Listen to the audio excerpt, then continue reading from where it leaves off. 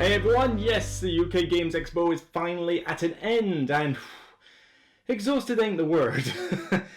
I'm tired from the expo, I'm tired from the work I've got to do this week, I'm tired from trying to get this video out, I'm tired from trying to unwrap a ton of games. Yeah, it's always the aftermath of a good convention, is that you need a week's holiday to get over it. But the UK Games Expo was in general another great success like it has been for the last few years, not without its few little, shall we say, quirks here and there that kind of spoil it at times. And there were some interesting controversies, particularly with the RPG law, but family-friendly videos, so I will not be going into detail about that one. You know, maybe you can ask in the comments and somebody will highlight it for you. But yeah, the UK Games Expo, it goes on for 3 days at the end of May, and I attend every year now. I've been there for, this must be my 6th year on the trot, I think I've gone. First time I went, I believe it was the second to last year. It was only in the Hilton Hotel. So I think that's about 6 years now. And I get a blast out of it. And I don't even go for the sake of buying more games. In fact, I didn't buy a single game. No, I had a few given to me as freebies, but I didn't seek out a specific game to buy. Because frankly, well, A, I got enough, and B, I prefer to go to the expo mainly to try out new stuff that's going to come out later, so the demos, the prototypes, that kind of thing, but also just to see people. Yeah, there are loads of publishers and designers there that I don't get to see very often. It's nice to meet up with them. People like Nasty Trevacek, Helena from Mythic Games, Board Deck and Dice, friends I know in Asmodee UK. It's just nice to talk to them, as well as even the other content creators that I know and like. So you got Two Can Play That Game. They're there. They're doing their videos. I even played a demo of Letter Jam with them. The lovely ladies from the Game Shelf are there. They do good written blogs, and they're always there playing just about every game they can get their hands on. In fact, I swear they don't do anything else in life apart from play games. It just seems that way when you look at their BGG playlist. But hey, I wish I had that lifestyle or that spare time. And, loads of other people there besides. And of course, the Dice Tower crew. Tom Vassell and Z Garcia were there, along with Luke Pryor from Zatu Games, who was basically helping them out and chaperoning them around. This time they didn't have a booth. They just basically had a table, they wandered around and just generally chilled. But I went to their live show, had a blast there, sold some promos, met up with Paul Grogan at his meetup, Heracles from Ludi Creations. Just so many people, so many great people to meet and see again, because we don't get to do it as often. And there's a difference between meeting in person and just chatting to them on Twitter. And first off, before I get into any more detail on this video, for those of you who came up and said hi, whether it was to shake my hand, say, thanks for the blog, keep up the good work, or even just ask questions about games, how was I doing at the con, thank you so much for that. It's a confidence boost, it's a morale booster, it's just generally a pick-me-up. No matter how stressed I am, no matter how, I'm tired, I'm exhausted, just having somebody, come up and just go, oh, hi, and just having conversation is enough to get me going again. It's almost like a bit of a quick recharge, shall we say. And there were certainly some excitable people amongst you, I admit, but, that just made it all the more fun to, talk to you and speak to you and just generally get to know you a little bit better, or for the most part to sort of know that the blog doesn't go unheard. I'm not trying to be the next, shut up and whatever, but I'm trying to, I'm glad that the blog is heard, that people are watching, that people are listening to it, and, hopefully getting some good entertainment out of it, as well as maybe some hints and tips on games. You don't have to like all the games I like, just enjoy the videos, and hopefully you make up your own mind about what sort of games you like. As long as you're enjoying the hobby like I do, that's the main thing. So thank you very much for that indeed. I don't often get that sort of reception around the UK. I must admit, I tend to get that more when I go to Essen from people around the world. So it is refreshing to get some UK coverage as well. So the Games Expo itself, well, what did I get up to? First up, I'm going to start with a high note. The Peter and Frank. You probably don't know these two unless you are a dedicated Arkham Horror LCG player. LCG Arkham Horror, oh yeah, love the game. It's been in my top 10 for ages. Not quite as good as Lord of the Rings, but it's still kind of neck and neck. I love them both. Well, the Saturday at the Games Expo is a little bit busy. I don't know. But with this one, I thought, well, you know what? I haven't got to work on the Dice Tower booth, and it's a bit late to start demoing games, so why don't I just join an event?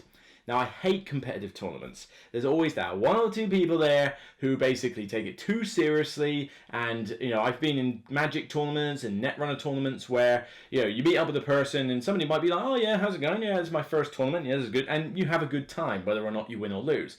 But then you come across the other sort of people who are kind of like, I will destroy you.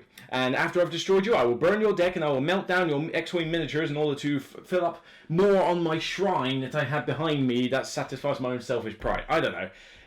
You get those people and that just really spoils your day. And I've heard, rumours of cheating going on at some of those games, and it's like, cheating? I don't know. I mean, as soon as you put a material gain on something, a prize, a self-pride, a podium position, nationals and all that stuff, then people just forget that we're supposed to be playing these games for fun. It drove me out of Netrunner and Magic, really, and that's why I play 2 cooperative LCGs. And this is the perfect example of why. Frank and Peter, they run Drawn to the Flame podcast. It's a podcast dedicated to the Arkham Horror LCG. I listen to that as well as another US-based podcast, Mythos Busters. But those 2 are the podcasts I listen to primarily for Arkham Horror LCG. I suggest you take a look at them. They're really, really good resource. Well, Drawn to the Flame is the UK version. And they hosted a event on the Saturday where in 2 parts, they did some mini thing on the side. I can't remember, something about, Depths of Yogg standalone, but I wasn't involved in that. I was in the Guardians of the Abyss 2-parter. Morning, afternoon. This took up the entirety of my Saturday. So I knew that Saturday I was doing no blogging, no demoing, no nothing. I was just going to sit down and play Arkham Horror. Well, with this one, the Guardians of the Abyss is a 2-part scenario. You play, preferably, in a multiplayer format, the first part, set in Egypt, Cairo, and depending on your results from them, it dictates your starting position in part 2, and it's basically one overarching narrative. Each scenario is longer than the traditional ones from the cycle packs and that, it took us a good 3+ hours to get through one part, and then we take a break, and then another 3 odd hours to get through the second part. This was 3 of us. Those with 4 players took even longer. So, it's not a quick thing at all.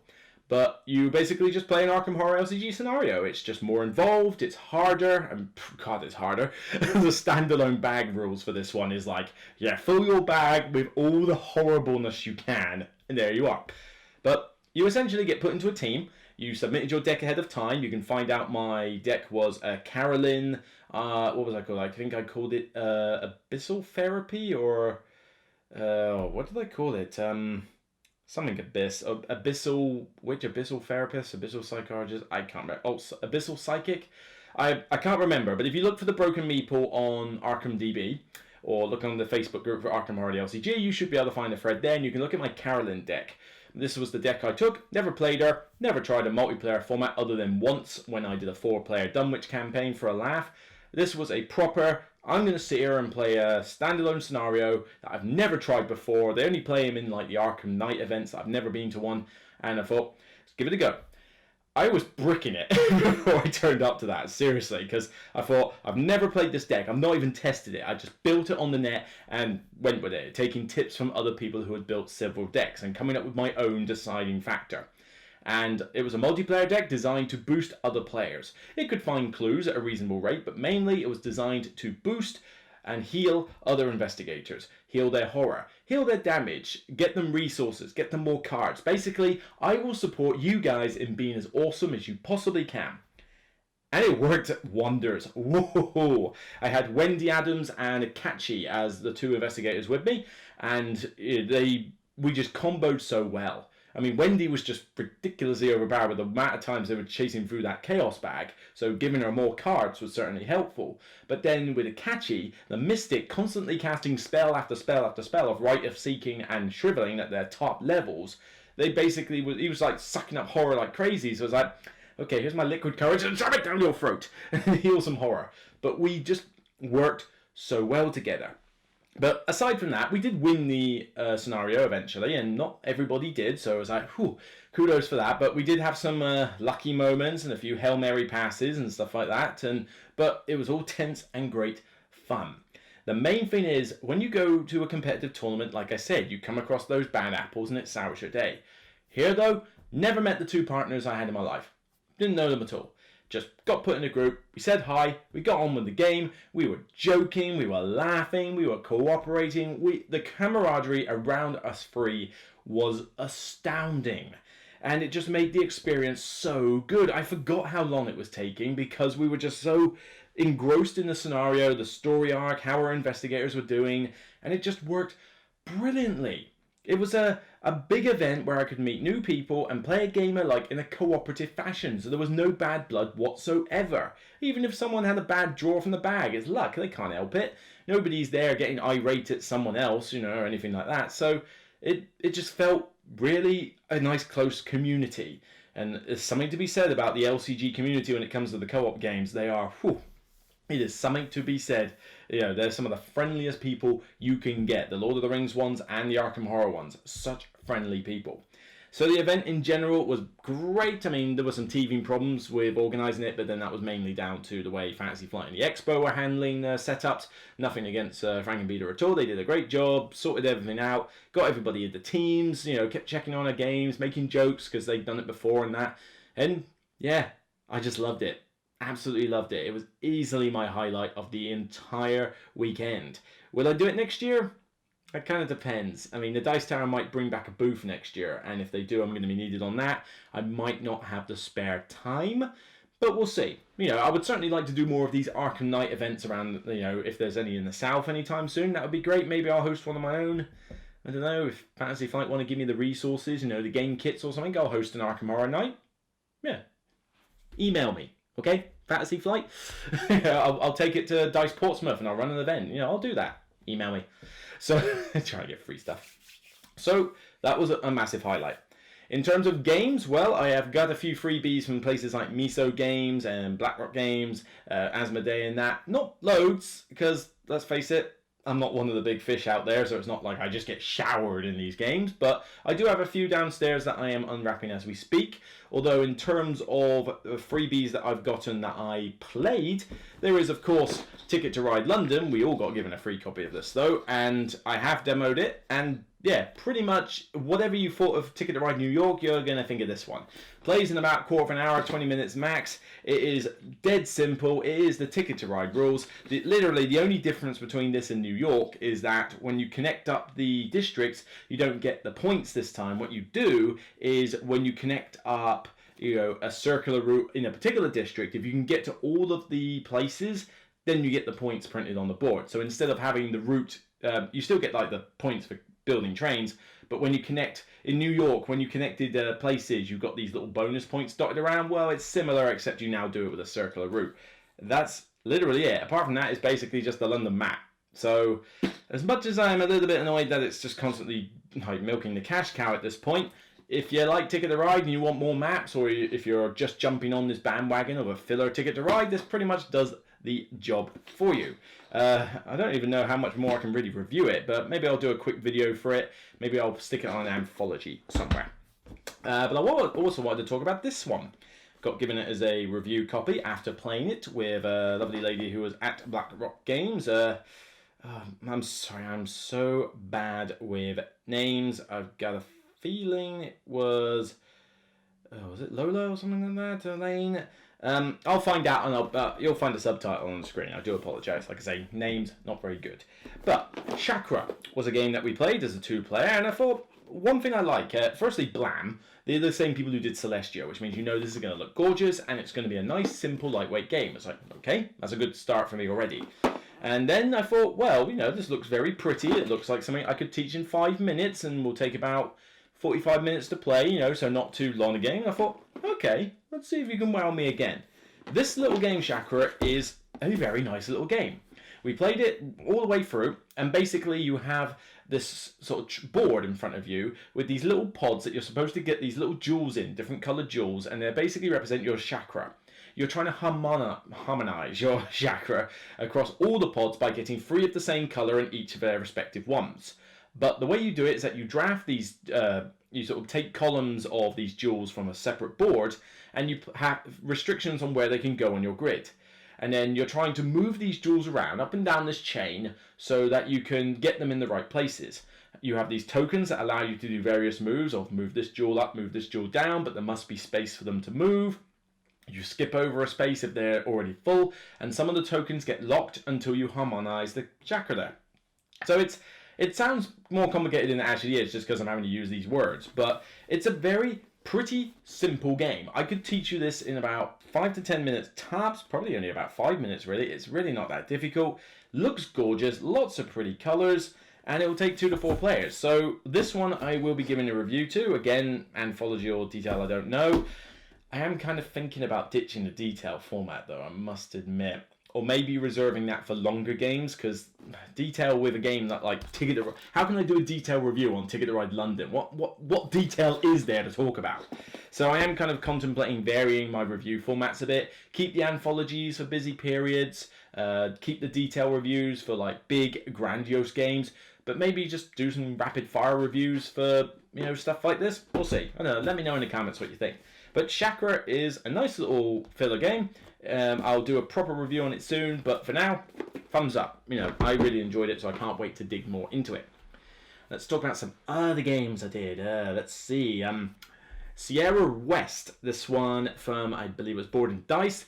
This is one that I fear is going to fly under the radar. I just think that title is not going to sell it.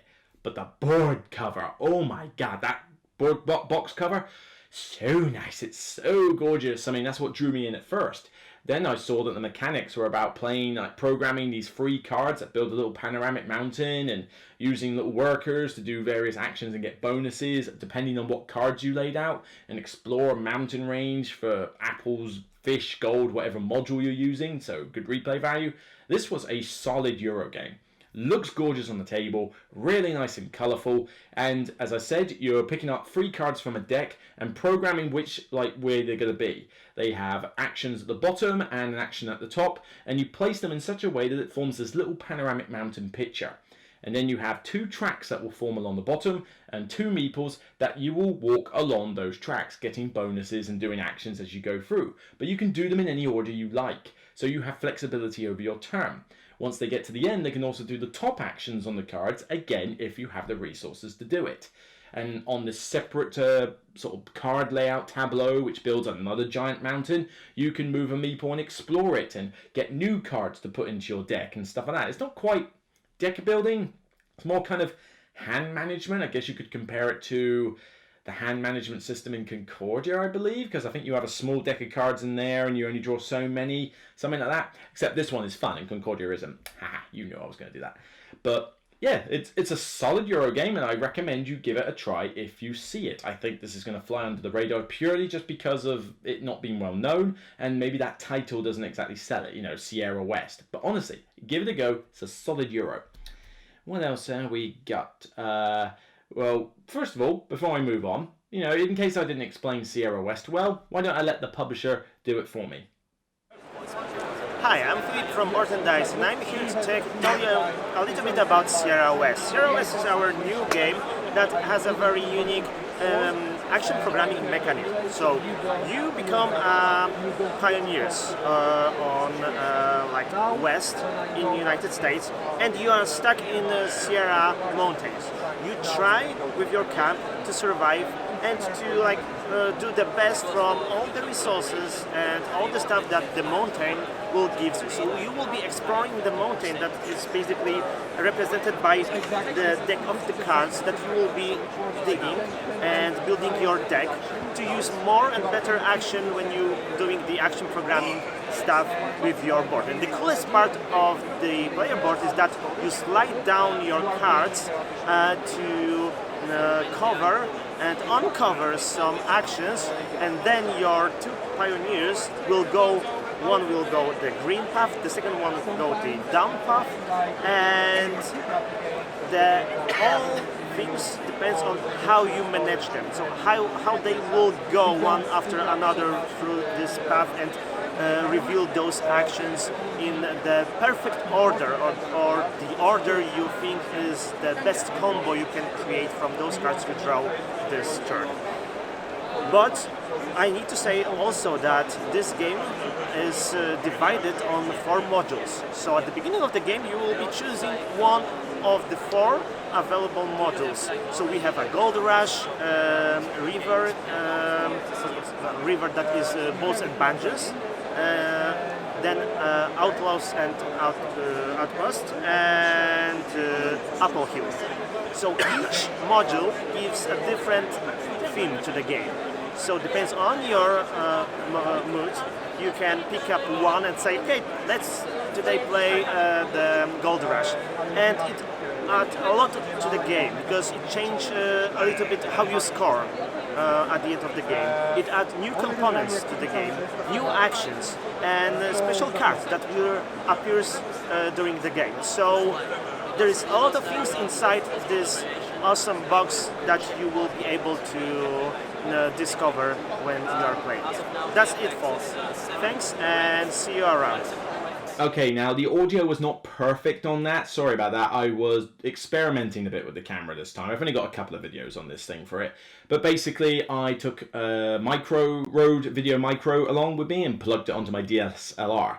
Now, two problems with that. Firstly, the microphone I took clearly was not the best designed for conventions. It's more for quiet locations, and I probably should have taken my Rode Video mic, shotgun mic, and fine-tuned it a bit. Secondly, the lens I'm forced to use on the camera, they're more kind of bokeh lenses. I mean, you can see that, at certain bits of this lens, some things are slightly out of focus. That's kind of the effect. And I've got other bokeh lens that does that as well for close-up shots. That's more for wildlife photography, plant photography, that kind of thing, food photography. And the other lens I got is one that came with the camera, which doesn't let enough light in. This lens has a very low aperture rating, which means it lets more light into the camera. And in a dark convention, there may be lots of lights everywhere, but you'd be surprised how little light there is going into a camera. Yeah, it's a bit of a problem. So, not the best picture and not the best audio, but, I'm experimenting. I'm hopefully next year I'll be able to take that stabilizer with me. But again, I've bought some new kit for it recently with some Patreon funds. Thank you very much again to supporters. Stuff like a handle to screw on the side, something I can put the microphone on. I am experimenting. I'm working on it. It's A, not easy. B, it's time consuming, and C, is expensive. So it takes a little while, but eventually I will have a setup that I can go, yes, I'm going to a convention with this, and I'm going to get some better footage than I have in the past. So, there's good times to come. So next up, let's see, not the one that requires, not the second video yet. Let's skip that one for a minute and go to, let's go to Awaken Realms. Awaken Realms, who I sunk so much money into that Grail pledge for the, what's it called, Tainted Grail Kickstarter. Oh yeah, I went mad on that. But they had a prototype for a game called Ether Fields, or the Ether Fields, something like that. And this is another one of those atmospheric, dark, creepy games. Definitely a thematic game, not so much of a Euro, more of an Ameritrashy type feel. And essentially, it's kind of weird. We played a prologue mission, and we don't know a lot about the story arc. It's just like, oh, you're trying to find the ether field and that. And it's like, okay. They kept it deliberately vague. But I remember playing this along with Ready Steady Play, another YouTube channel out there. Go check out their stuff as well. And we had a good time, and it was weird. You played through these tarot-sized cards that formed like a panoramic picture of the layout, the location you were in. I think we were in a dreamlike state where we crashed in a car, we were in a creepy forest, and we saw something run off into the distance. So very dark, very atmospheric. But you control a mask in front of you, which gives you a special ability and kind of gives you something to roleplay around. I mean, you had to choose 2 at the start of the game, and you can interchange and collect more as the campaign goes through. I chose Pain and Dark. Yeah. So I was going for a particular theme there. I even had Tough Guy as one of my traits. But essentially, you move around this tableau map, and you get story encounters. You encounter monsters or weird creatures, and have encounters with these bizarre characters. It's like if Tim Burton did Pan's Labyrinth. There's some weird stuff in here, but the prologue is very simple. You've got objectives you can do, you've got multiple paths you can follow, different choices. We came across a creature where we had a choice of whether to communicate with it diplomacy wise or to fight it. I think I remember twatting it with a hammer several times. But it was a good fun, and it's got me intrigued into what the story is going to be. I'm looking forward to when this gets a proper release. This was just a prototype, but so far very interesting. Awaken Realms is definitely going up in my estimations lately, and it's making me look forward to Tainted Grail, but also makes me want to try some of their other stuff. I didn't try This War of Mine. should I try that game? Is that any good? I'm not sure I want to get the full board game version. Maybe I'll get the Steam version and play it on my PC. But I'm intrigued by that one. What do you guys think? Let me know in the comments. So yeah, you fulfilled. I think if you like their usual fare of very atmospheric, very thematic games, beautiful looking, great minis. If you like that sort of formula, then well, this is another one in that formula. So certainly keep an eye out for it when it starts hitting, I suppose, Kickstarter, or at least when they start mentioning it in more detail. Thirdly, I'm going to talk Ludi Creations. Now, Heracles from Ludi Creations was kind enough to let me into a demo demonstrated by Paul Grogan. And we sat in the Ibis Styles downstairs and we played On the Underground. This is a game that is now being reprinted after something like 10 years of being out of print. It's an old game, but if you played it, you would think it was a modern game. Not only does it look the business, I mean, it's got a very stark white board with the London Metro symbol on one London Metro system on one side and the Berlin Metro symbol on the other. The old version didn't have that one. And the idea is that you are trying to get victory points by building networks along this metro and connecting certain spots. But the main crux of getting points is done by this passenger who is constantly moving around and visiting places. But he's the laziest passenger you've ever met. He will take the shortest route anywhere. It doesn't matter, well, not shortest. He will take the route that requires the least effort. So he will take a tube that literally, let's say I start here and I need to go here. I could walk there, but if I have a chance to take a tube that goes all the way around like this, up, down, left, right, or whatever, without walking at all, that takes me to that exact spot, he'll take that route. He just basically wants to sit on the train and never walk. And so as you're connecting up these various, your networks, you're trying to set them up in such a way that when the passenger starts moving to a new location, he uses your networks, and that's what gets you victory points.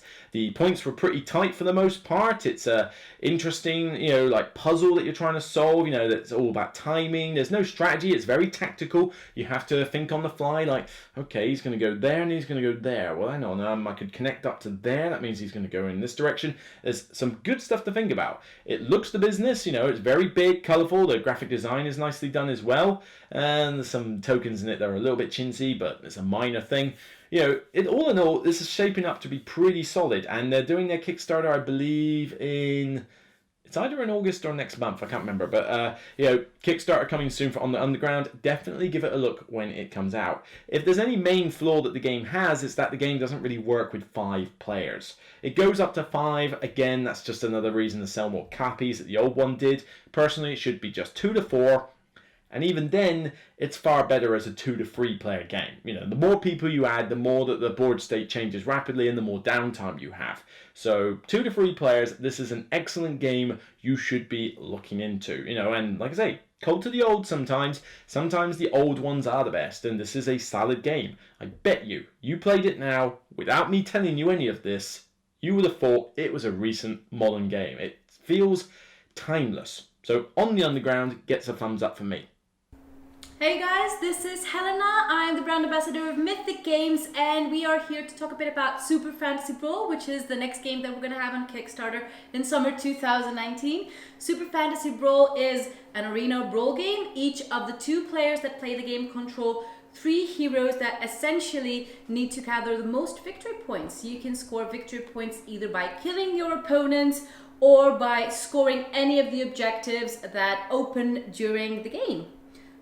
This is a very fast-paced game. It usually takes 20 to 40 minutes to play, and we're gonna have several heroes in the box, heroes unlocking in the stretch goals, and it's super fun. You can make different combinations of teams, you can have very powerful combos in your hands, and it's definitely super fun to see your opponent heroes go down. That was Helena from Mythic Games explaining Super Fantasy Brawl, which was the next game I'm going to talk about. This was a 2-player beat-em-up brawler, basically. It's your atypical fantasy arena style game. So you control a bunch of creatures and heroes, they do, and you have a set of cards that you play in order to do actions with the various characters. Red, blue, and yellow colours on the cards, so you have to do one of each colour in the turn, but you can activate the same creature twice, so it's a interesting hand management system where you have to kind of key off which actions you need to do at whatever time. You can even plan ahead by putting a card aside so that you draw it next round, so you can set yourself up and mitigate the luck to an extent. But essentially, it's good looking miniatures, a board which can have statues and traps and various obstacles on it, and it is a straight up 2-player brawl. You can either you don't get points for, you don't win by eliminating the other player's characters per se. You win by getting to a certain number of points, but this can be done by either eliminating other players' characters who respawn, so it's not like you get killed and they're out of the game forever, they just respawn.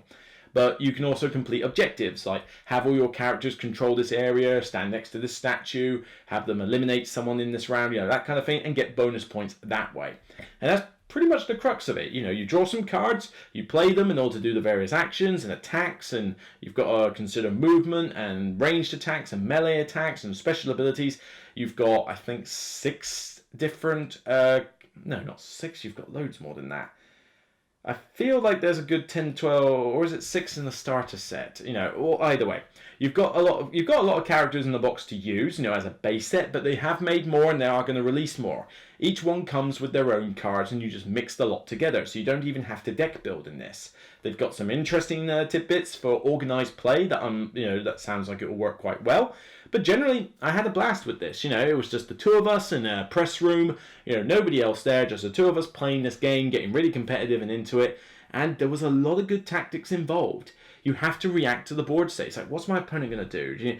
Will they be able to move that character? Are they going to attack me? Can I take the hits? Should I protect them? Should I gang up on this one guy? Should I go for the objective? Or should I just take that character out and let them have it? There's decisions like that you have to make, and they all add up to a satisfying, miniature brawler. Granted, this isn't the most original idea ever, but I think this one just felt really streamlined. It wasn't complicated at all. It didn't take long for Helena to teach me the rules, and granted, I'm a gamer, but I feel you could teach this to a lot of different people and you would be able to do just fine. So, Super Fantasy Brawl Kickstarter, I believe this one's coming out in August. Again, give this one a look if you're into those 2-player brawler style games and you want something that looks the business without sucking up all your time learning the rules. After that, let's move on to the Plan B and AEG side, and that is start with Century: A New World. Century: A New World was the third in the series of Century Spice Road and Eastern Wonders, and now A New World. Pretty much the same thing. Yeah, take cubes, turn them into other cubes. Difference here is that it's worker placement. You have these areas on a board where you put your workers out and you either collect cubes or you transfer cubes into cubes, as you do. You're trying to, again, collect these cards that require you to collect a certain type of load of cubes and trade them in for the card. Except you're also doing set collection with these symbols in order to get more points. You can get more workers as bonuses, and the board has areas that are locked at the start of the game, but you'll be able to unlock several of them, not all of them, so you end up with a different board state every time, but you can unlock some of them in order to, put more workers out there. You don't necessarily block each other, but in order to go to a space where someone else is, you have to use more workers, you have to rest in order to get them all back. It's very much the same fare as you've been used to. So it's not like I'm going mad for this, but I will say this. This is probably, I don't know, I'm in an R-ing, but this is probably the best one of the 3. The original card game is smooth, it's streamlined, it's quick, until you play it with 4 or 5 players, but still. It's generally a decent original game. The Eastern Wonders was just a bit too convoluted, a bit too fiddly, too much going on, took too long, it caused AP like no other. It just didn't really fit what target audience I think this game was meant for. A New World, though, very simple, very easy to teach. The meeples are stupidly small, which is really annoying, but other than that, the game is very smooth, very streamlined, and again, if you know how to play any of the Century games, you can pretty much pick this one up like you do.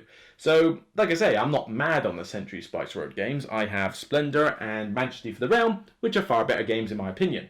But the Century games are still solid, and I do think that if you're a fan of the series, you're going to like this one the best. Mainly because it actually does have a degree, not a massive degree, but a degree of player interaction because of the worker placement aspect. And the others pretty much couldn't care less whether other people were there. Well, Eastern Wonders maybe, I don't know. It's got some more player interaction that's a bit easier to deal with than, say, Eastern Wonders was.